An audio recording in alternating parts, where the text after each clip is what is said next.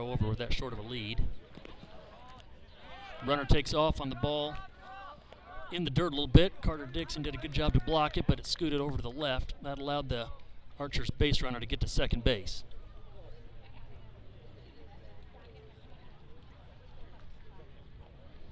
How we doing, Dan? I believe I've got us back running up here. People are gonna have to find the stream now, unfortunately, because I had to kill the whole thing and restart it. So they'll be looking on the internet for Homestead versus Southside 2. And so far we have 0 viewers, but I think people will show up here shortly. They managed to find us when this happened to us in the Snyder game some time ago. We're off of your phone now. We're on to Carter Matheson's phone. I don't know what the exact problem was, but there was certainly something going on in my system that it could have been the system issue, or it could have been a cell issue. I don't know. But we want to send another tweet out with the new link. That's probably a good idea, and I will grab that link right now. While you're away, Southside did get a hit there. So they got a runner aboard first. My scoreboard's running well behind. I'll get that in a second after I send out this new tweet. So we gave up a hit and then a walk. So Southside has runners at first and second. 1 out.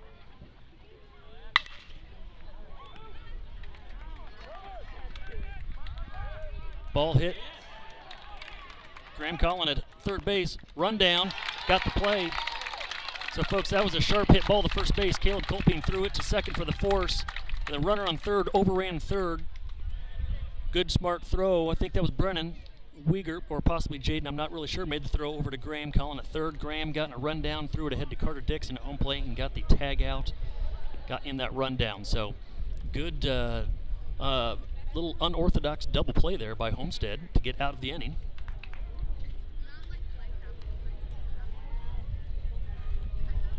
And we will be sending out a new link. If you know anyone that wants to watch the broadcast, if you're listening now, let them know we are sending out a new link for Homestead versus Southside 2, as we've had to start a new broadcast. Yep, and that link's now out on Twitter. So if you follow our HHS Photog on Twitter, you can search HHS Photog. Tell your friends to search HHS Photog, and they'll be able to find the link to the new broadcast. Sorry about that. We are a non-profit organization. I can assure you we've made no profits. For the amount of money that we're both paying for our cell phone bills, yes, I would hope we'd get a little bit better coverage here in the heart of Fort Wayne. Yeah, and we're not out in the sticks. No, not. And as you said, and folks, you can see it on your broadcast here. If you're here with us in right center field, that large tower is a cell phone tower, and I'm confident that's my AT&T sitting right there. Well, it's not me. I've only got 2 bars, or I hope it's not me. Yeah, I've got 5 bars, but it's certainly not getting the level of connection that I would expect from 5 bars. Well, I have heard that the cell phone companies will open up that spigot or close it back down at various times on the data usage, even with unlimited data. So we'll have to look into that. Yeah, we'll have our intern look into that once we hire an intern. Once the intern shows up. I know we've put out the call for interns, camera people, production folks, now cell phone producers, people with knowledge of how streaming works and data caps work. As soon as we get one of those on board, maybe they'll be able to sort these issues out. But I'm going to give a call to AT&T tomorrow to see if I'm in fact getting throttled, which is certainly a possibility because I know we've used up a lot of data over the course of the past month. They probably want to know what's going on. Yeah, it used to be Luke was the heavy data user on our plan, obviously. You've passed up the teenager. Well, yeah, I'm crushing the teenager now. And that's called ball high.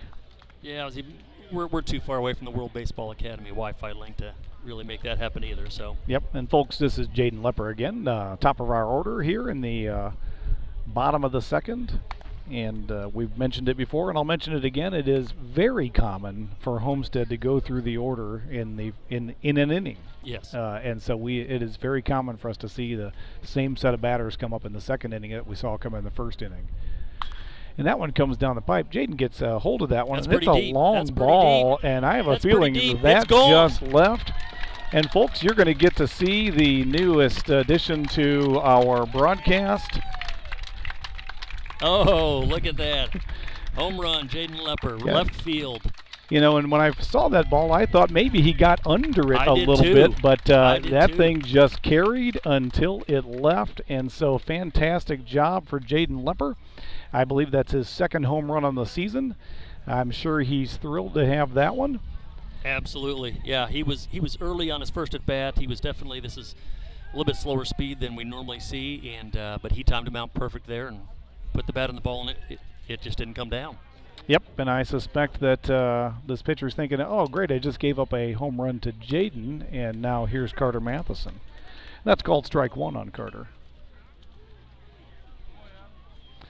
So we're still no outs in the bottom of the second. Nobody on. Carter Matheson up to bat. The count's 0-1. And that one's high for ball one. Yeah, we able to put 3 runs up on the first time through the order. We'll see if we can't match or beat that the second time through the order here. And our viewer count's starting to slowly climb back up here. And that's, you know, that was a little over belt high. Yeah, it was an off speed and a changeup. It definitely did not have any bite like a curve. So I think it was a changeup that the speed was just a little not to Carter's liking. That was a called strike, so the count's 1-2. And that one was a little high, but Carter absolutely murders that ball. And folks, that one is G-O-N-E, gone. That is just right center, and that's 2 home runs in a row. And once again, you're going to get to see the home run cam here. He almost hit the cell tower. And maybe it would have helped us out. Maybe our. I think you're right. And so that's 2 home runs in a row, folks. And I'm sure this pitcher is thinking this is fun to watch. Wish I was watching it from the stands. That's right. And that brings up Caleb Kolping, who hit an absolutely hammered ball to left center his last time at bat, mainly or almost right up center, actually. That would have been out if he chose to go a little bit off. And I'm sure he wouldn't mind a nice long ball right here. Absolutely, yeah. He hit it great the first at bat, so I think he's got this pitcher's number. I think Caleb has every pitcher's number. That is true. And Caleb, we've got the data to prove it. Yeah, well, Caleb has 50 hits coming in tonight. He's up to 51 now. He averages 2 hits a game. We had 25 games before tonight, and he had 50 hits. That's just astounding. Yes, unbelievable. And that one's high and away for ball 2. Counts 2-1. Still no outs. 2 runs have scored on 2 swings of the bat. It's funny, we have 2 runs this inning. We haven't had a base runner yet. And that one's ball high. Counts 3-1.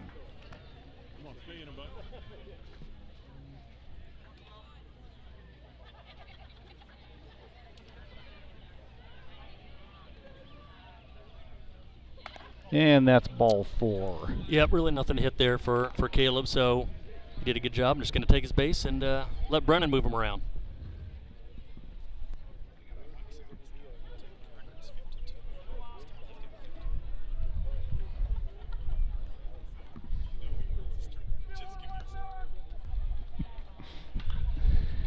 And this brings up Brennan Wiegert, and we do have a base runner now for the first time this inning. Yes, we do. There's no outs.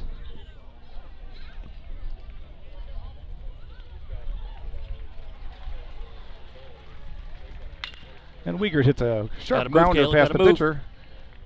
They try to go for the double play, but the shortstop throws to the second baseman, who drops it at second, and there is no out at any base.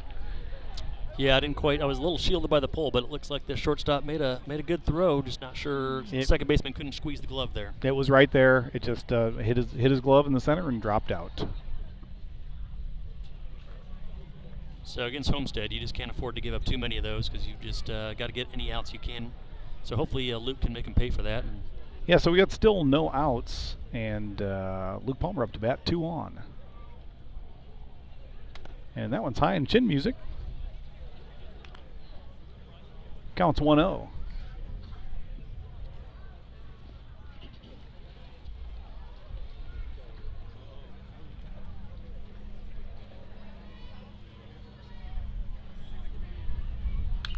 Luke gets a little under that one, fouls it off. Counts 1-1. Yeah, this pitcher really hasn't shown too much. He hasn't thrown a curveball. He's mainly got a fastball and a changeup, and he's leaving him up. So if he was to bring that changeup down, that might be a little bit more effective pitch. But he's leaving him up right now. But overall, he's doing a good job. He's just facing the Homestead bats. Luke fouls that one off, and the count's 1-2.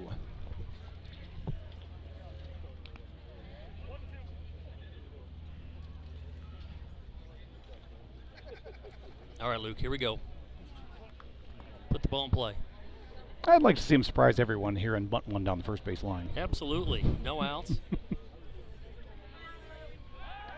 Oh, and Caleb goes for third. They make the throw back. They really had him dead to rights, but they make a bad throw to third or a bad catch at third. Yeah. It goes into the outfield, and Caleb scores. Brennan advances to third. Yeah, another unforced error by Southside. So not sure if that throw was wide right or if the third baseman just missed it, but that should have been an out at third for Southside. Sellers man on third. Count is 1-2.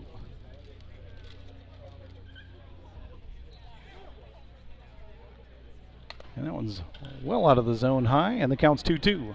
Yeah, those really hurt. Not only do you not get the out, but you gave up the run. So what should have been at least an out turns out to be a bigger lead now for Homestead. And Luke watches called strike 3. Yeah, he was leaning. That was on the outside, so must have just nicked the corner there. And that brings up Mike Long.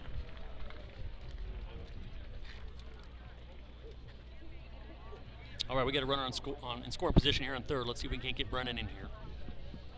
Ball in play, scores a run. And that one's high for ball 1. Yeah, Southside's not playing in. Even with the corners, they're just going to they're playing for the out, not necessarily to keep this run off the board. So Micah, just get it in, put the ball in play somewhere, even in the infield. We'll score. And that one's ball high again, well out of the zone, 2-0. Yeah, nothing even close for Micah to hit so far.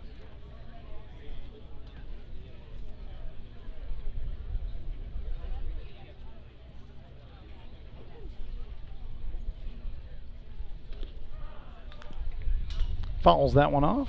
Yeah, he was ahead of that one. I think that was the changeup. So that was a good pitch. Counts 2-1. We got one out. Man on third.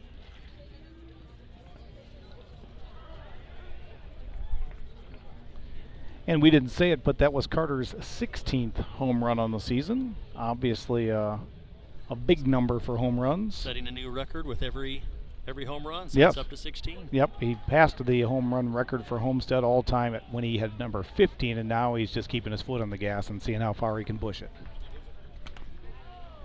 Oh, I think that hit him. Looks like that one Yep. caught Micah just a smidge on the arm. Yep, dead ball. So runners at the corner again here. See what Coach Bile does as far as how aggressive he is with Mike at first. Still one out.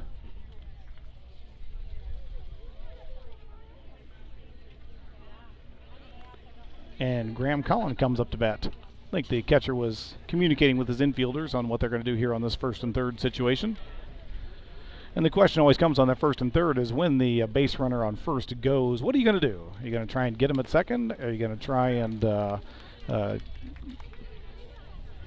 do a fake so if the runner on third goes for home, you're going to have somebody cut it off and throw it back to home?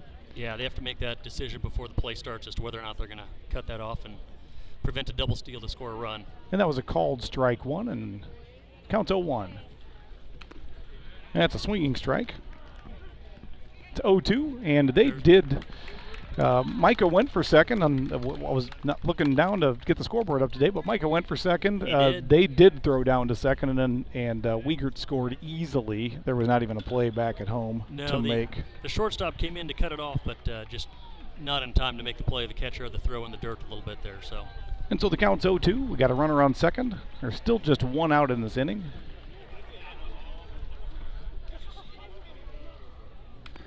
And that one's just a bit high. 1-2. I was a little scared on that one. That was close. I think we've already seen that called for a strike. So yep, and it looked high coming in, yeah, but right at the last bit there, it seemed to come down a probably smidge. need to try to put the bat on there and at least foul that off. And that's a swinging strike, and that's our two sons went down with strikeouts this inning. So that's not a good showing for our families. Not so far. I think that was that changeup, and he kept it down that time. That's a much more effective pitch when he keeps that down. And that brings up Braden Hardwick. He's got 2 outs now to deal with, and there's a runner on second. And there he just killed that one, but unfortunately pulled it a little too far, and it went foul on the first base side. He put a good bat on that ball. Yes, he did. He was ahead of it, and a lot of our hitters, I think most of the swings and misses have been ahead, not behind. He's just at a different speed.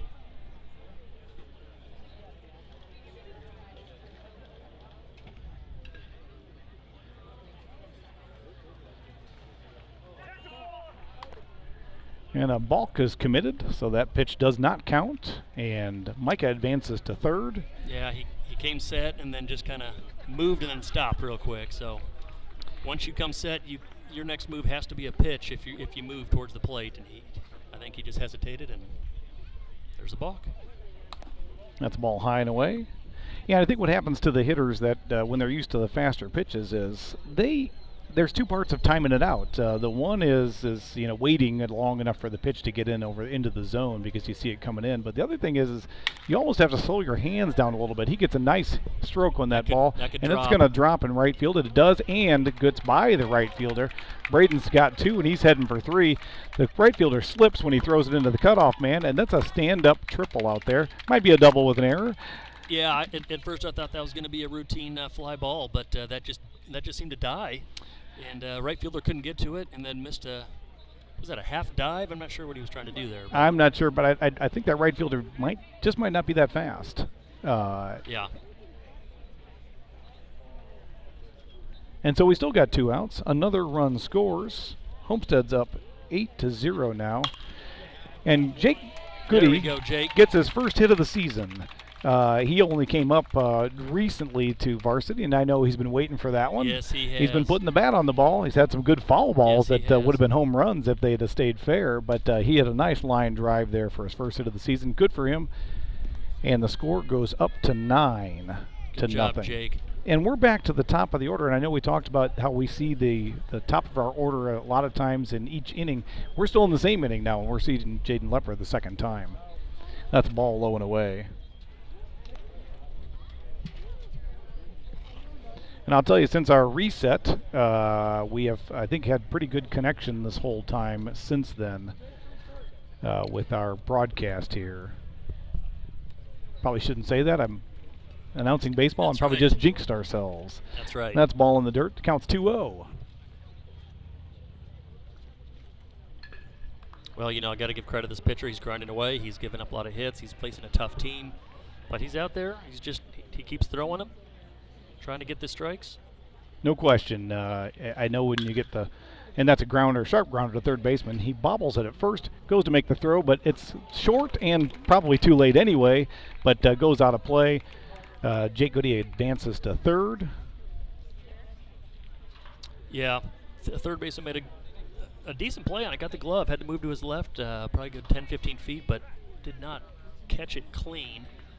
And then, as you see so often, try to make up for a not caught clean ball, however you want to call it, and then overthrew it into the dirt and got by the first baseman. I think the official scorer might have called that one an error. And that brings up Carter Matheson, who's had a home run this inning. Of course, so did Jaden. And that's ball high. And something Carter hasn't done yet this year is hit 2 home runs in an inning. Oh. so let's see if he can pull that feat off, just to add to his stats. And he gets a little bit under that one. That was a pitch that he certainly could have put out of the park. Got just a little bit under it. Yeah, that's off the pavilion to our right.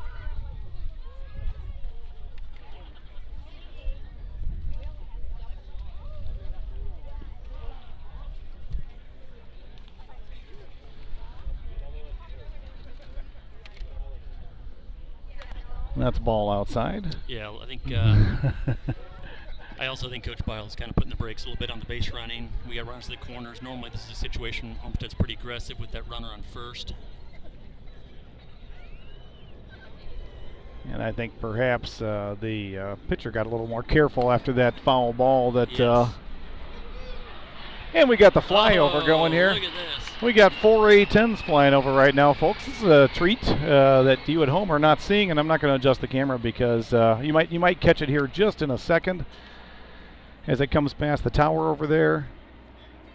And Carter absolutely crushes that ball. The right fielder is heading back to the fence. He looks like he might be under it. He does not catch it. Boy, but it stays in the park. Yeah. And that's a triple. Boy, that right fielder, he actually got to the spot. I thought that might have been out. Right fielder did a good job of getting to the spot, but just off his glove a little bit there. Just misplayed it slightly. And well hit ball. 2 more runs go on the board, and we're now at 11-0. And Caleb Colping's back up to bat. How many RBIs does Carter have tonight? Because that's at least 3. That's ball high. Come on, stay in, buddy. Yeah, that's 3.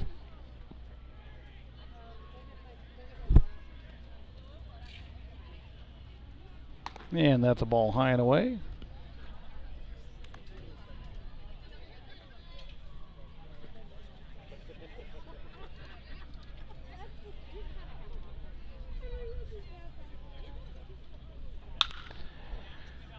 Caleb gets a little bit under that one, but maybe not. Left fielder's waiting for it, and it does come down into the left fielder's glove. So that's an out. And that ends the inning, but a lot of damage done. 8 runs put up by Homestead in that inning. And so the score is now 11-0. Yeah, the Homestead bats definitely are showing up tonight. Again, I don't think this is the same pitcher we're going to see next week, but he's the pitcher we're facing tonight. Homestead's doing a great job of getting the bat on the ball and putting a lot of pressure on that defense. I know there's been a few errors by the Southside Archers, but that's what happens when you put the ball in play a lot and hit it hard. You force the defense to make plays, and sometimes they do, but sometimes they don't. So Homestead's definitely benefited from that.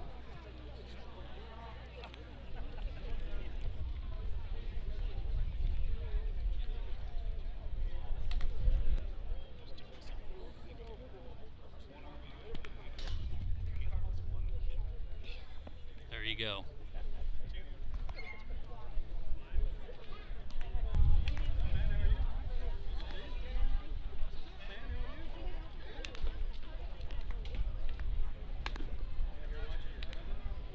So, Craig, this has been a fun season. It has. We've been with these boys for forever, and these 12 seniors. You've coached them. I've managed them. We've watched them play. I can't even imagine how many baseball games, how many practices we've held for them over the years, how many tournaments we've gone to, how many overnights at different cities we've gone to with these guys. But it's been a lot. Absolutely. And, the regular season's coming to an end on Saturday. This is going to be coming up here for these guys. Hopefully we're going to go deep into the tournament, but this is the last regular season games that we're going to watch these guys play together as a group are coming to an end. That's right. Like you said, we watched them growing up playing baseball, and the fun part about high school baseball is some of the kids you know of but might be on different teams and playing still in the same area. Now they're all playing together for their high school, and that's been a fun experience. Last couple of years, even though we didn't get them as juniors because of the lost season due to the pandemic, but we got them as freshmen, sophomores, and seniors playing high school ball at JV and varsity level. So for our 2 boys, the seniors, this is their last hurrah. Hopefully, hopefully it keeps going for several more weeks. That's what we hope. We hope we get about another 3.5 weeks of baseball out of this. I think maybe 4 weeks of baseball left out of this to get us down to Victory Field for one last game. Only, as they say, only one team gets to end on a win, and I hope that's us. And that's called strike 1. We're in the top of the 3rd now, folks. The score is 11-0. This is number 26, Caesar Vergara, 3rd baseman. That's ball high. Counts 1-1. So he's the 8 hitter. So we're still going through the first time through their lineup. Carter tries to shoot low and inside on that one. Misses by a bit. Ball 2.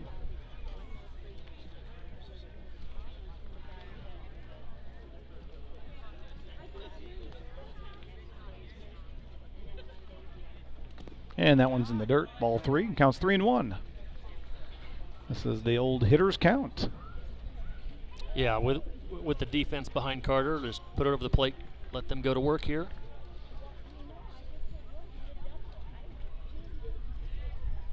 And he does. Pumps in a strike, and that's watched. And the count is full. Not sure why that one was watched. You're 100% right there. That's a hitter's count. Got what he wanted. Fastball over the plate, and didn't take a crack at it. And there's another fastball right over the plate for strike 3, watched. You know, is that the scenario of the hitter gets to 3 balls and now is just hoping for the walk? Yep. We see it. We see it a lot. I'd love to see some stats on that when you go 3-0. How many of those end up with strikeouts watching? Yeah, most coaches at 3-1 want you attacking that. Yeah. And we're up at the 9th batter for the south side. And he's hit by pitch. He gets a freebie on this one, and he's on first. Yeah, that was Lincoln Stolte. He's the left fielder. And we're back to the top of the order.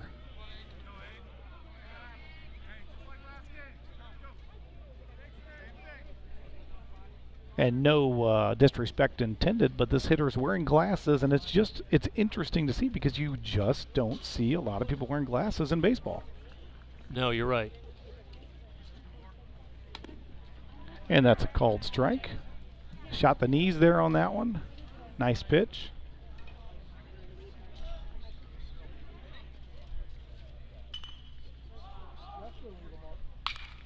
And it's a high pitch, but he gets a hold of it.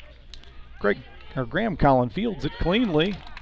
He throws it to the second baseman, Brennan Wiegert, who then fires it over to first base for a double play, and that ends the inning, or the half inning, folks. That was very nicely done. Perfectly played. Yeah, just like I said, we got a good defense behind Carter there, so he was throwing fastballs in the zone, made him hit it, and infield turn 2 there. That looks great. Yeah, and the freebie got erased. The gentleman who got there by the hit by pitch, he got erased with no damage. Looks like we've got a new pitcher heading out for Southside. We do. And now get a number on him, Dan? I did not. Maybe 5? Nope, I was seeing the S. 8. Number 8. So we're going to the Infomatic computer to find out who number 8 is. That would be Jadden Yoder. So again, we don't have any data on these folks. They don't broadcast their data. They keep it a bit secret, I think. Don't post anything out on the Max Preps. And Max Preps is a website that is an aggregator of data on almost, I think, all high school sports at this point. Correct. And it has become the place to go to check stats and on players and teams, and it serves the players, of course, because any coaches, college coaches out there that want to go and have a look and see how this player is doing, they can go and see how they're doing. Yeah, it's really nice, and I don't know how the other sports work, but in baseball, almost all the teams use an app like iScore or Game Changer, and they're able to put those stats right into Max Prep without having to manually input that, which is a pretty big deal, because I don't think a whole lot of good data would be put in if it had to be manually done. So I'm not sure about football or basketball how that works, but in baseball they hit a button and can upload it. Yeah, and that's I know football's go-to app is Huddle, and I know there's Huddle connections with Max Preps also, so you can dump video from the football games directly over to Max Preps. So it's definitely Max Preps is built a little empire over there. Yes, they have. And now I'll give a negative call out on Max Preps. There's one of the worst websites for advertising. They put ads all over that thing, and it constantly changes the size of the page as an ad loads, and it just makes it difficult to use sometimes. You'll go to click on something and it moves the second you're about to click on it. I think it's almost planned that way. Yes, so you accidentally then click on the ad. Yes, yeah, you're probably right. And looks like Homestead's starting to sub in some players now. I forget where we were in the lineup. I think we were at possibly Brennan Wiegert. Yep, we were at the 4-hole, so Brennan's out, and Gabe Goebel's in. And on deck looks like Cole Etchison, I believe. Yep, coming in for Luke Palmer. And am I wrong? Did Gabe's hair change color? And he's hit by pitch. Takes one, right looks off like the toe. on the toe. Yeah. Right off the toe. And so runner aboard. I don't know if he got changed the color or got a haircut, but it's not. I don't see any hair coming out of the back of the helmet there. No, it's looking high and tight, and he's of course going into the Marines. Maybe the Marines gave him a call and said, "Hey, you need a haircut, buddy. you're not coming It's coming at some point, whether it's now or later." And Cole Etchison's up to bat, and that one's in the dirt. That's ball one. This pitcher's still settling in, I think.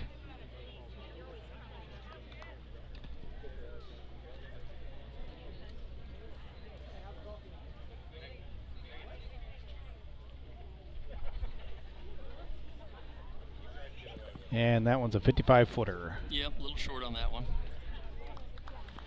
Counts 2-0.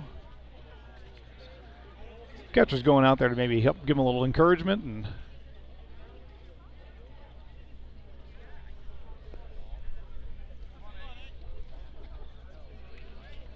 I don't think, I know I said it last inning, and Homestead made a liar out of me, but I don't think Homestead is going to be too aggressive anymore, stealing bases and running. Yeah, I think you're probably right. That's 3-0 is the count.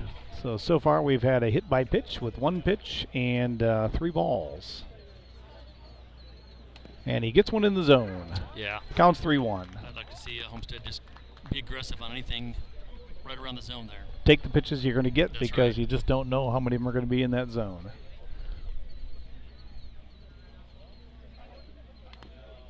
And that one's low for ball 4, and we've got runners on first and second. And that brings up Micah Long. I think Micah got hit last time. Yep, he took one, maybe a little brushed his arm. Quick mound conference by Southside coaches. Just trying to settle him in. We don't have any data on these pitchers, Dan, but my guess is both the starting pitcher and this pitcher are underclassmen, younger guys, getting some varsity time. I don't think they want to show us any pitching that they're going to present to us next week. I think that's fair. I would bet money, bet good money on that we aren't seeing their real pitchers tonight.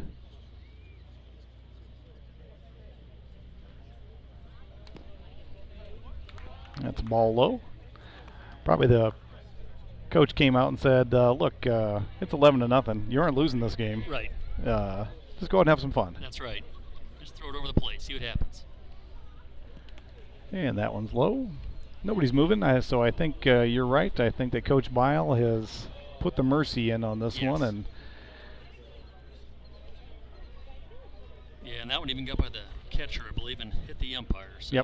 Yep. Easily, the runners could have moved easily on that one.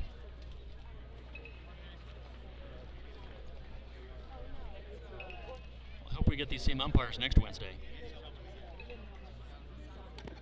And that's a ball low for 3 balls and no strikes. And the game has slowed down considerably.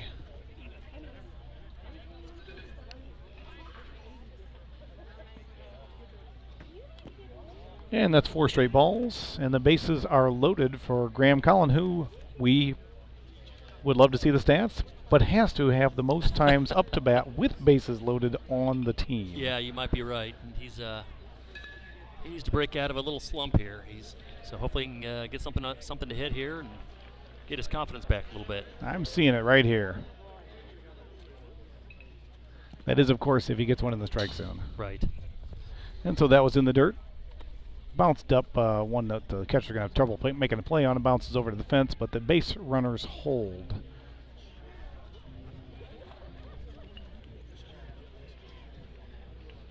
Looks like they're playing corners in. Maybe try to make a play at home plate here. Yeah, and that one's the first high ball. Counts 2-0. Be aggressive here, Graham. If it gets close, I say put the bat on it. That's right. Because you might not see another one. And was he hit by hit pitch? by pitch. He was. And so a run comes in, hit by pitch, and 3 walks in a row. Yeah, that's tough. And I think that he's probably thrown 1 strike this inning.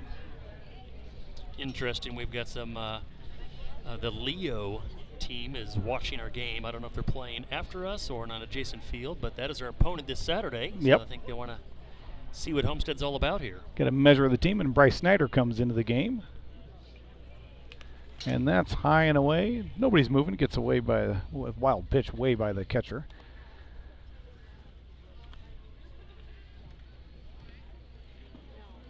So yeah, Leo, a tough team. They're got a very good record. I think they have 4 losses on the season. They're ranked by the coaches poll as second in the 3A classification. And as you may or may not know, there's different classes for, I think, all the sports in the state of Indiana, but there's, oddly enough, each sport has its own set of classifications of size. In football, there's 6 different size classifications. In baseball, there's 4 size classifications. Homestead, with about 2,500 students, fits into the top group, and that's 4A. First baseman comes out to give a chat to the pitcher. Yeah, it's always interesting how that works. Homestead, you know, what I would consider near the bottom of the 6A football, but in the 4A, they're in the middle in terms of size. Yep. And Leo is, I think, probably one of the bigger 3A schools, so that should be a good matchup this weekend. It should. They're a good, solid program, and they've been winning games. That's a swinging strike. Counts 3-1. I like to see the aggressiveness on that one. Yeah, absolutely. Give the green light.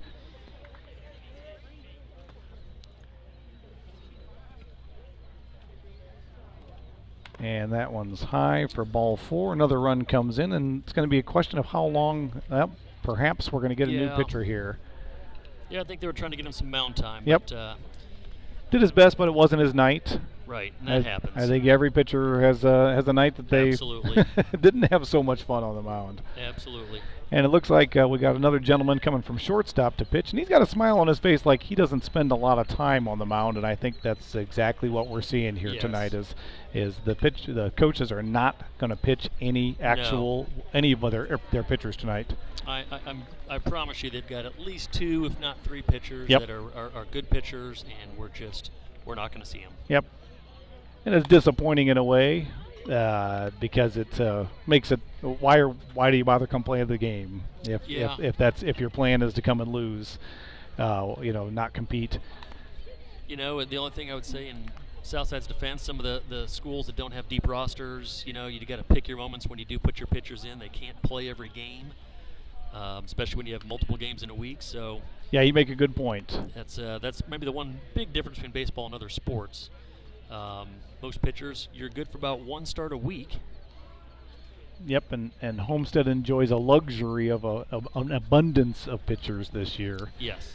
And not just guys who you can throw, but guys that are outstanding pitchers. Most teams, you get one really good ace. If you're lucky, you have a good ace, right? And then a supporting pitcher, and then maybe a cast of characters after that. I think Homestead legitimately has 3 to 4 aces. Yes. And then a good group after that would be starting pitchers on most other programs. Yeah, I would expect there's probably about 6, maybe 7 ready to go for the playoffs. Yep. Coach Bile can go to any of those, probably 6, 7 pitchers, So you're right, that is a luxury most teams do not have.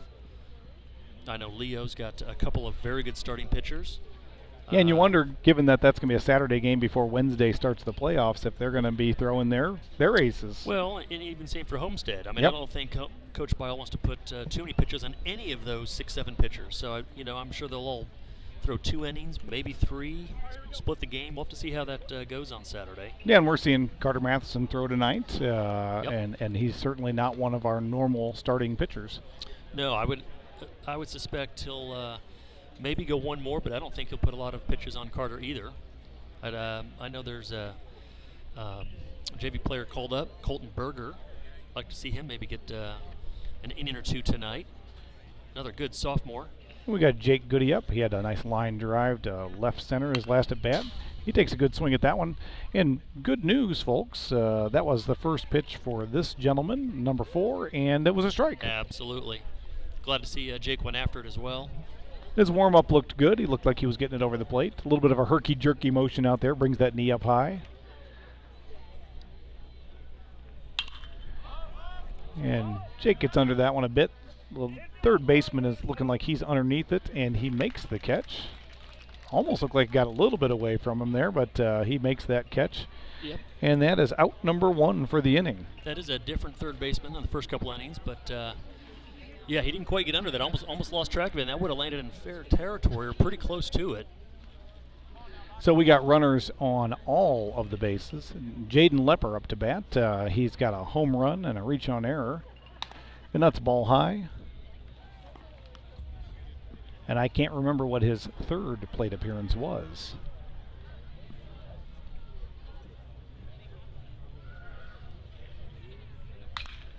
And Jaden hits one over to left field, but it goes foul. So the count's 1-1.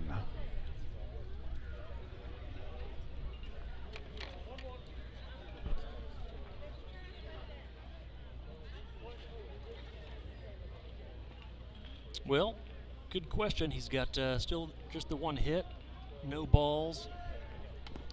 And that's a called strike. No base on balls. So yeah, I'm not sure. I don't remember either, Dan. All what right. Third at bat was. So the count's 1-2.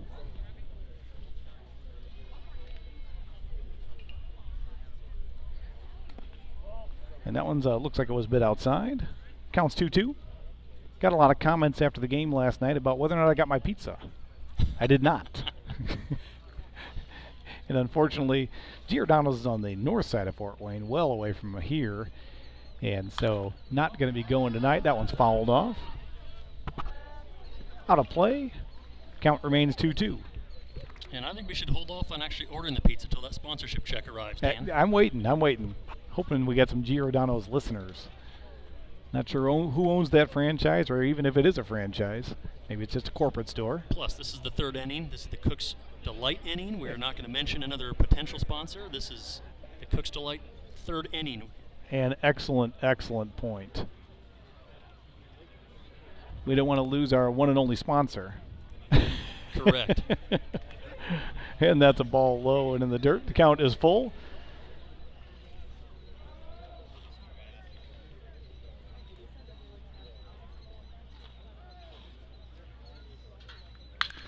And Jaden gets a hold of that one. It's a sharp grounder directly to the shortstop, who throws it to second for the out, but he is too late to get the out at first. So only one out on that one, and a run scores. Yeah, really hard hit ball. That could have been an easy double play ball, but thankfully Jaden beat that out. Shortstop threw it over to second. Second baseman couldn't quite get the ball out of his glove quickly enough and escaped the double play there. And I'm sure they could have sent Graham home on that one also, but they did not. They held him up at third. So we have Carter Matheson up, runners on the corners. And he hammers a sharp line drive, a little bit left center. Run scores. Carter's got a stand-up double, and they hold up the other runner. I'm not sure he would have come in anyway, but he does not. Yeah, really well hit ball. A little different for Carter. He's usually more of a pole hitter, but doesn't matter where he hits it hard. Yes, he does. And that brings up Caleb Colpine.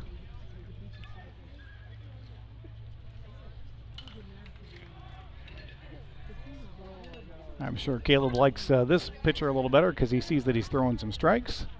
And Caleb's going to hit a strike, and he absolutely crushes that one to right center in the alley. It's going to be easy, too. Nope, this one's, well, he's probably going to be held up at 2, and he does. And, folks, think I can mention it now because the jinx is going to be off. That was Caleb's 52nd hit on the season, and that makes him tied with the all-time record for Homestead for number of hits in a season, and he's got a lot of season left in front of him. Yes, he does. Congratulations, Caleb. Well-deserved. He's been hitting from day one, and it just hasn't stopped. So love to see this team knocking some records off here at Homestead. Yeah, and to put that in perspective, folks, this is the 26th game of Homestead's season, and he has 52 hits. That is 2 hits per game. Any batter would be happy to have an average of 1 hit per game on a season, and he is averaging 2 hits per game. It just shows a level of consistency that you don't see. No, you don't. It is exceptional. Yeah, he's done a good job at first base. He's done a good job pitching, but his bat has just been outstanding this year. And we're a little behind in our announcing because we're doting on Caleb there, but Gabe Goebel's up to bat, and he's got 2 strikes on him. Yeah, he fouled that last one off there. Let's see if he gets another one to hit here. Fouls another one off. And the fans over behind us are yelling to get out of the way. Luckily it doesn't come our way. A fan tried to make the catch on it, but was a little bit away from it.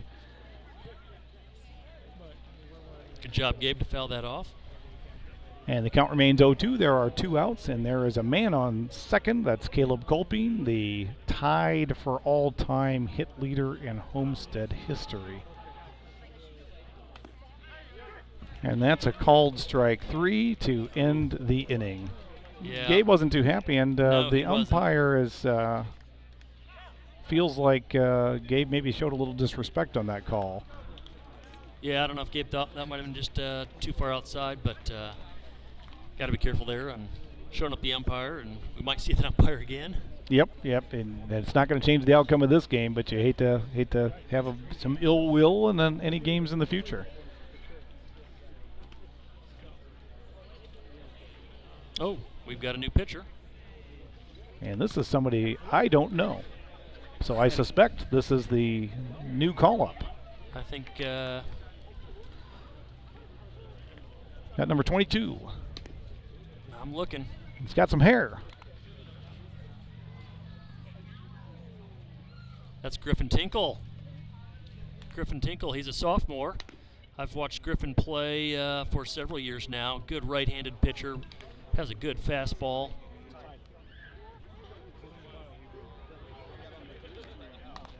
I think it's good to see some of the strong JV players being able to get to the varsity level, and good to see Griffin, who's going to be definitely a good, strong future pitcher for Homestead.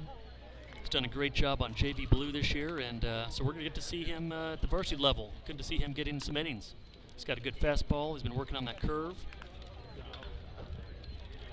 He's been working on that great hair. He's definitely got the pitcher hair going there, doesn't he? Yeah, I was mentioning Griffin's another sophomore. There's a lot of good sophomores that are making their way into varsity. And I mentioned Colton Berger earlier, and this is Griffin Tinkle. So I know several of the sophomores pretty well, and he's a good, strong right-handed pitcher, good power pitcher. Yeah, and he looks like it. I mean, he looks smooth out there. He's got a nice smooth stroke. Yep, looks like we've got Bryce Yoder's moved to third, so we've definitely got some more substitutions going. Yeah, who's at first over there? We got a new first baseman, I think. That might be Isaac McDonald. And here We'll we have go, to get a number. first pitch. And that one's a called strike, and that's a nice pitch. And we'll have to see who's at short as well, Dan. You're right, we got a lot of subs came into this game, and that's a swinging strike. It's 0-2. That might be Colton Berger at shortstop. Oh, again, got to get a number. We're just far enough away, And I'm not even sure who's at second. In fact, I'm looking around, and I got a lot of... In the outfield, we got Cole Etchison in right. We've got Bryce Snyder in center, and we've got Jake Goody in left. We still have the same catcher. And that rings him up. It's called strike 3. first baseman is number 25, Logan Tuttle. Logan Tuttle. Brennan Wigert still at second, and I did not get a number on short, but I do think that's Colton Berger. And that was a beauty of a curveball, called strike.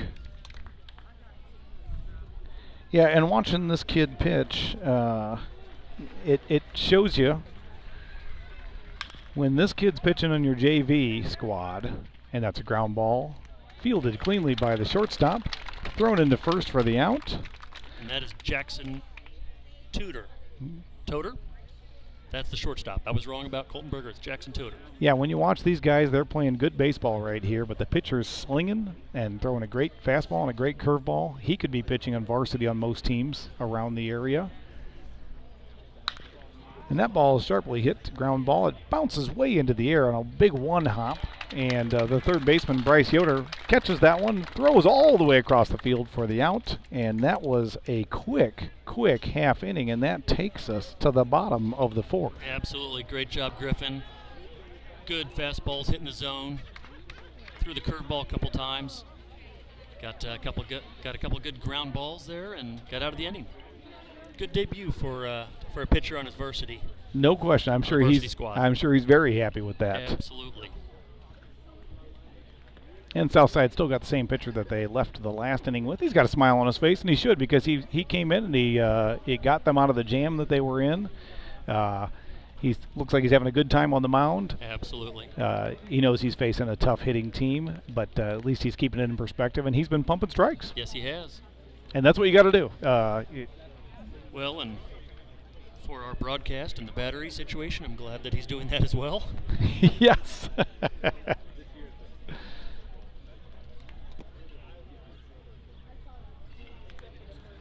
And Cole Etchinson is going to be our first batter for this bottom of the fourth. And then I think we might be able to see some of those substitutions come to the plate. We'll have to wait and see.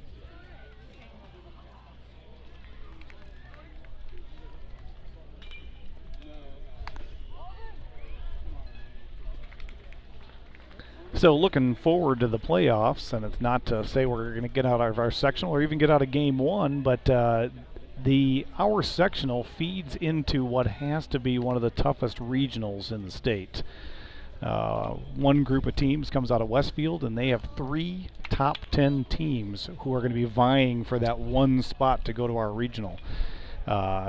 The Lafayette Regional has McCutcheon, top 10 team. That's, I'm sure, hoping it's going to be the one that gets out and goes to the regional, the Lafayette sectional. And then we got, of course, the Carroll sectional. That's called strike one. The Carroll sectional, which Carroll always a perennial tough team, and they showed that they can compete. We played 4 games against them. We took 3, but they took 1. Yes, they did. So they're a team that can compete any game, any day of the week. So. And that looks like a dead ball. He just got skimmed on the shoulder. Yep, just a bit there. And that puts the first run aboard here, or the first batter aboard. Carter Dixon coming to the plate. Carter's got a home run on the season. I'm sure he'd like to put another one out.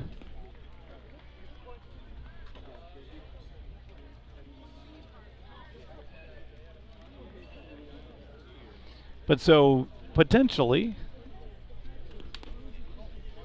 of the 5 top 10 teams that are playing to get into that regional, there could be 3 top 10 teams playing to get out of that regional. Well, and the fourth would be Carroll coming out of that sectional. Yep. And they're probably ranked 15 somewhere in yes, there. Yes, they get votes every week for that top 10 spot. They didn't crack it this week, or I don't think they've cracked it this season. Maybe earlier on, but yeah. So it shows what a tough regional that will be. Whoever gets out of that one's lucky to be alive. And that's a ball inside. But I will say, I'd like to have that problem to worry about that regional. I'd like to see Homestead just focus on one game at a time at sectionals and finally get that sectional trophy that they've been trying for a couple years. Absolutely.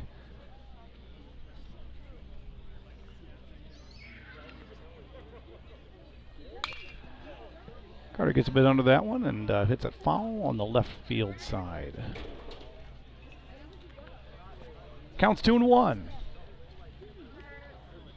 We're up to 22 viewers out there.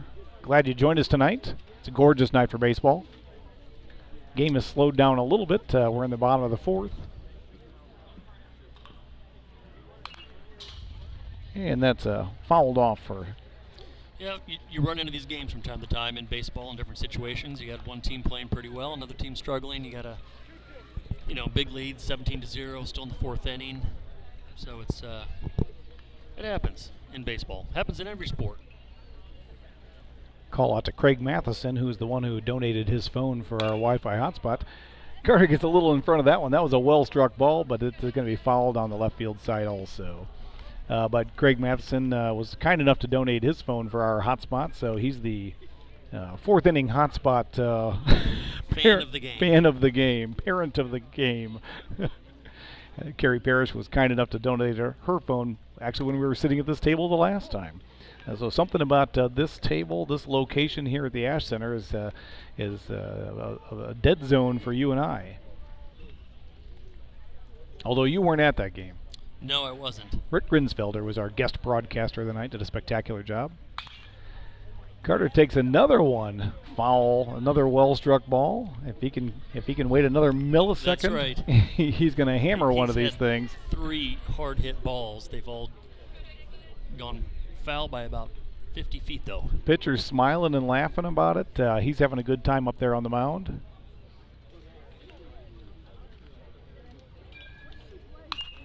And Carter fouls another one out of play. And the pitcher's thinking, I think I've thrown Carter 17 pitches now. My arm is getting tired and I'm on one batter.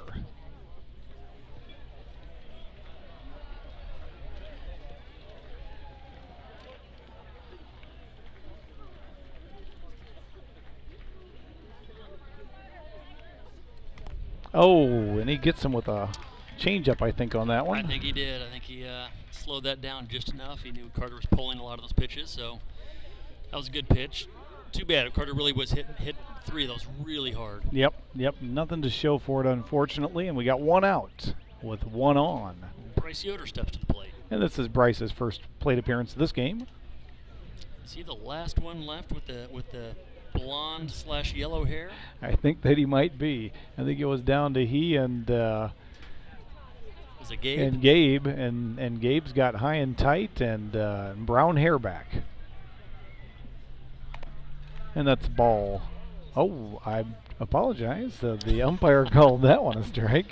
The strike zone has just expanded. And perhaps the umpire needs to apologize for that one. They must need to get another game in. Yep, that's true. There's probably a game following us, and we're coming up on the 7 o'clock hour, and I'm sure that one's got a 7:30 start time, and the players need to warm up for that game too. That's ball in the dirt. And I'm guessing it's Leo. They're still there over by the first base dugout watching this game, so. Yep, I don't think they're here to watch us, but they're taking the opportunity to do so while they're here. I'm not sure how much data you can gain watching a game like this, and that's a called strike on the outside corner. Yeah, again, I think the strike zone expanded by 3, 4, 5 inches. Yeah, I think you're right.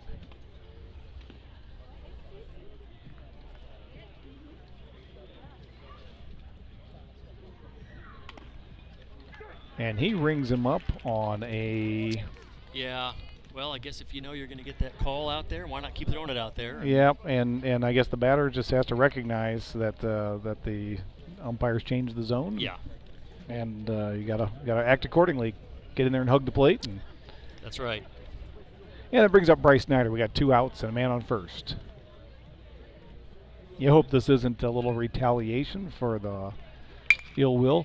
And Snyder digs one out there, and the second baseman grabs it, but bobbles it, and Bryce is there in time, and we have runners on first and second.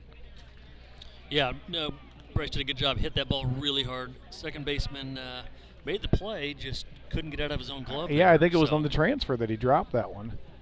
And we got number 13, and I think that's Quintana, isn't that correct? That is. Braden Quintana's up. And you're saying Quintana, I'm saying Quintana. Do you know that I'm wrong, or? No, I figured one of us is right. So we got, if we both say it differently, one of us is going to hit it right. We won't both be getting it wrong. That's right. Yeah, his dad's Coach Quintana on the football team. We'll see who gets more fan mail. Or hate mail. That's right. That was a low one called strike 0-1. And the pitcher kind of spins around to keep the runner at second. Not sure why he's doing that, given that no base runner has moved in 2 innings. My guess is he hasn't pitched a lot this year. We've mentioned that a couple times. That we weren't sure how both coaches would play this game with their pitching staff, knowing they're playing each other, and the opening round of sectionals 1 week away. And I think we've seen Southside play a couple of their younger pitchers, a couple of position players, potentially even on the mound, and Homestead used Carter to start, but then it's gone to a couple of, or at least to a... That's called strike on the outside corner, and the count's 1-2. One of the really good JV players who would likely be playing varsity for someone else, but neither coach is showing their hand on pitching. They are not. And that one's dropping when he dives forward and makes the swing, puts the bat on it, and fouls it off. Count stays 1-2. And I think he had to take a swing at that one. with 2 strikes. Would not have been surprising if that one got called a strike.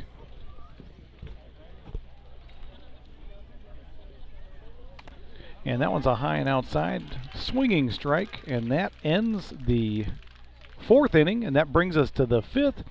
And we've, if you've been watching our broadcasts, you know that there's a 10-run rule in high school baseball, and that means that if a team is leading by 10 runs at the 5th inning or beyond, that the game comes to an end. And I see we have a new pitcher that I haven't seen throw a pitch in quite a few years. It's Braden Hardwick. And this is going to be fun, folks. Absolutely. Love to see guys get an opportunity to do something they haven't done since they were little kids. He's got a big smile on his face. He so does. You're right. It's probably been several years since he's pitched, but here's an opportunity as a senior to get out there one more time. Yep. And he's a lefty. He's not throwing a lot of heat, but I think if he gets him in the strike zone, that he's going to have some fun tonight. Quick shout out to the Homestead baseball fans down in Cincinnati. Got the Shell family tuned in to some Homestead baseball. Oh, glad to hear it. Glad to hear that we're the bounds of where we're reaching. I'm curious how far we get. I know that as we've discussed before, we've been blocked in Cuba, China, or not China. Don't want to malign China. Cuba, Iran, Syria, and North Korea, but clearly we have not been blocked in Ohio. No, China's not blocking the broadcast. They are simply dubbing it and making it their own. Yes. I hope they're not stealing our intellectual property. Yes, I hope not. We need to watch the market for any unusually similar Cook's Delight products that may be on some foreign websites. And I suppose you and I ought to be careful because our own computers are probably going to get hacked if we keep maligning China. That's true. I won't apologize for that, though. They've been stealing our intellectual property for a long time. And so that brings up the first batter for Braden Hardwick to face. At least they've stopped pegging the yen on the dollar, but anyway, that's a different broadcast. And he pitches the ball, and it's a well-struck ball. Line drive out to the gap between right and center field. Cole Etchison goes and grabs it, throws it to the cutoff man, but that's a stand-up double. A nice piece of hitting by the south side hitter. That was Perry Stowe. Perry Stowe. Nice job, Perry. So obviously the game's not in question, but still would like to see Homestead get the shutout here and see if Braden can't get out of this inning unscathed, which is... Let the defense do the work. That's right.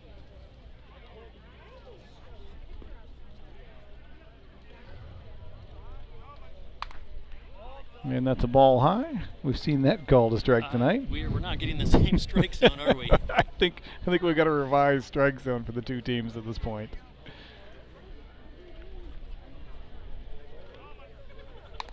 And that's a ball well high of the zone. 2-0. Have some fun, Braden. Who's up to bat right now? That's number 19, Theo Pancake. Theo Pancake.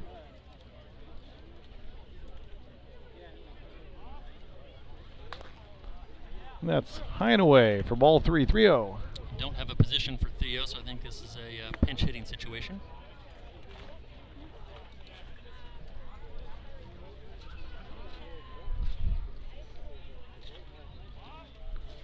And that one's a bit low for ball 4. And 2 are aboard on first and second. Got no outs here. Braden found the zone with the first batter, but had a little struggle getting it into the zone with the second batter. And we'll see what happens with the third here. Here we go, Braden. You got it.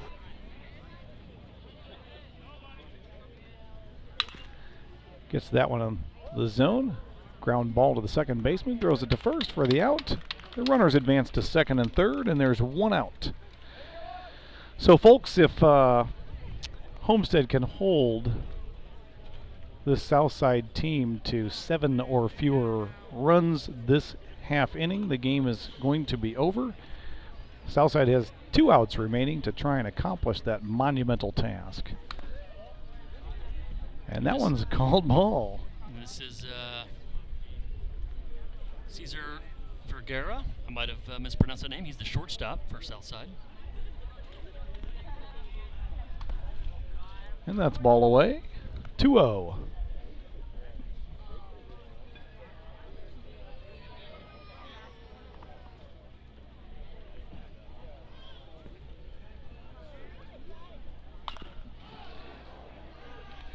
That one's high and in the zone. Caesar takes a chop at that one and fouls it off down the third base line. Yeah, Braden's doing a good job. He's been right around the zone. He's had a few balls here and there, but I mean, for the first time pitching in a couple of years, he's got a smile on his face. He's having some fun. He's a senior. I'm sure he was laughing when the coach said, "Hey, Braden, do you want to go out and throw a few pitches?" And that one's a beauty of a pitch. Watch to strike. And the count is 2-2. And suddenly this hitter's in danger. Put it in there, Braden.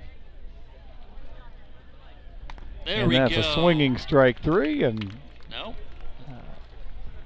I think that's strike 3. Okay, yes. The batter did not want to leave, which made us pause for a second. And the umpire was looking at his counter, and I think the umpire was thinking, okay, was that not strike 3? He had to double check. He almost got himself another strike there. He almost sold it. So Southside's down to their last out. And that's ball high. And we got to start thinking about our Cook's Delight player of the game. I have one in mind. I do too, Dan. Yeah, I have a feeling we're in tune here. I think we're thinking the same guy. That's ball 2. Got Braden's mom behind us here. She's filming this outing because it's not often you get to film Braden on the mound.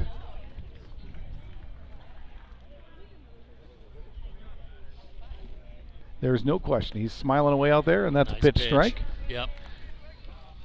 And you don't need to film this, Jody. It's all going to be online afterwards. He may not have pitched in years, but he's got good form. He's got a good knee lift. And that's stride. ball low. Good Counts extension and 3-1. Yes, he's doing it. It's clear that he remembers how to pitch.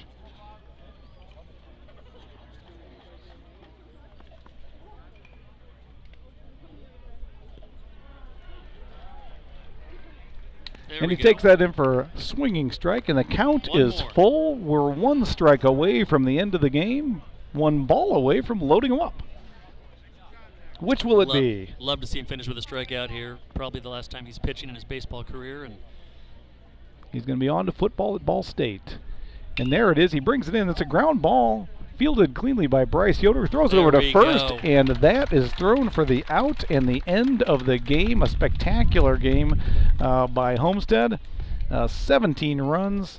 Looks like they total for 10 hits today. Only 2 hits by Southside and no runs. So a rough outing for Southside.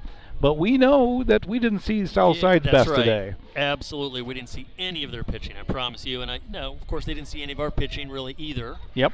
Yeah, they've only got probably 1 or 2 bullets in that gun. They're going to save it for next week. Yep, and we will see their best on Wednesday. I'm certain of it, and they're going to make a game of it, and hopefully Homestead's going to be the one coming out on top next week. So it brings us to the Cook's Delight player of the game. And I think that in my mind, there's only one player we can give that to tonight, and that is the player who has tied the all-time hit record for Homestead for a single season, and that's Caleb Colping. That's Caleb Colping. I had the same player, absolutely. I know we had a couple home runs today, had some good starting pitching, some good defense with some double plays, but on a night when you put your name in the record books, it has to be your night. Yeah, absolutely, and Caleb has just been a machine at the plate, and he is. I don't think you could even argue that he has had a down period. Almost every player has, and I hate to use the word slump, but every player has a period where they struggle at the plate for a couple games, and it really works on the psyche and stuff. But Caleb has never hit one of those stretches this entire season. It's just been Mr. Steady, Mr. Reliable at the plate. You're absolutely right. You're right. Almost every hitter goes through 1, 2, 3 games, sometimes even a week or two where they just are off and not hitting well, and he has not had that at all. And knock on wood, Dan, hopefully he continues to hit that way as we near the end of the regular season and head into the playoffs. Yeah, I fully expect him to because he's been a reliable hitter. He was I think he had the highest batting average 2 seasons ago in our last high school season. And of course in the summertime when he plays travel ball, always tough at the plate, no matter who he's playing, what kind of pitcher he's facing. Absolutely. So that's the Cook's Delight player of the game. We got tomorrow night, Homestead will be on the road in one of the, really it's one of the farthest traveling games that they have. They played a couple of Indy games this year. Actually, did we go down to Indy twice or just once? Just once. We Fishers. met Fishers. Yep, first game of the halfway. season. Well, we met Fishers halfway. That's right. And, That's about an hour away, a little less. Indiana Wesleyan University, we met them there. We went to Indianapolis to play Cathedral in a doubleheader. But yeah, this is about an hour and a half north. I mean, it's pretty far up there. It's practically the Upper Peninsula. Yeah, so we're up against Northridge. They're up near Middlebury, Indiana, Shipshawana area, the big flea market, Amish land, RV land. RV land. Yes. So not too far from Elkhart. So we're gonna have a drive, and that game has a starting time of 5:30. So that means I'm gonna have to load up the gear and get out of town pretty early to get set up at 3 o'clock. And folks, do want to warn you, we don't know because we've never been there before whether or not we're going to have a power outlet to plug into to broadcast the game. So we're going to operate under the assumption that we're going to be able to get some power, and we're going to go up and plan to broadcast, but there is the outside chance that we won't. If I get up there and find out there's no power available, I will certainly send out a tweet on Twitter on the HHS Photog, letting you know that there won't be a broadcast of the game, so you don't sit there and wait for it. We also have the unknown of whether or not there's going to be good cell coverage out there. Well, heading into Amish country, we're counting on cell signals and power outlets. That's quite the gamble. So we got a couple of unknowns for tomorrow, folks, and we'll let you know whether or not we're able to broadcast either with a message that we're not able to, or you'll see us pop up on the feed that I'm going to send out tomorrow morning for game time. And hopefully we'll be there, and hopefully you'll be there with us. I would think that this would be a good night to get a lot of viewers, because probably a lot of people aren't going to make that drive up to Northridge for this game. So hopefully we'll have that broadcast. And Craig, you got anything else for tonight? No, I mean, obviously that was a good win for Homestead. You know, again, we figured Southside would not show anything, and curious to see what kind of pitching they do have next week, but we'll have to wait and see. So I'm just glad we were able to put a big number up and hopefully just create a lot of doubt in their minds that they can even hang with us at all next week. So good job to Homestead. And I loved seeing some of the younger players get called up at this point in the season. We do get to expand that roster, so saw some new faces in there today. Some of the younger kids. I think we saw Jackson Toder. We saw Logan Tuttle in there. We saw, of course, who pitched for us? Griffin Tinkle got an inning of pitching in there. Yep, did a nice job. Yep, and I think I'm missing one or two that might have gotten in there, but great job to see some of those younger boys get some time. Yep, and I'm glad that Homestead was able to put up 17 runs. Liked that they weren't running on the bags. We could have, frankly, put up a lot more runs if we were running the bases, stealing bases, running along on pass balls. Yep. Class move by Coach Bile and his staff just to put the brakes on that in one of these games. Yep. So with that, folks, we're going to end this broadcast, and we are very happy you joined us tonight. Again, it's a beautiful evening. We're at 7:10 p.m. If we were on the north side of town, I'd be ordering myself a pizza, but not tonight. Maybe Shigs and Pit tonight. Great barbecue place here in Fort Wayne. Yet another sponsorship opportunity for anyone who has any affiliation with Shigs and Pit. The first, second, fourth, fifth, and sixth, and seventh innings are still open for sponsorship. Yes. Third inning is all Cook's delight. What do we do when it's only a 5-inning game, though? We will come up with something for the right check. All right. So that's it for tonight's broadcast, folks. I'm Dan Palmer. That's Craig Collin. And we will hopefully see you tomorrow night. Have a good night, folks.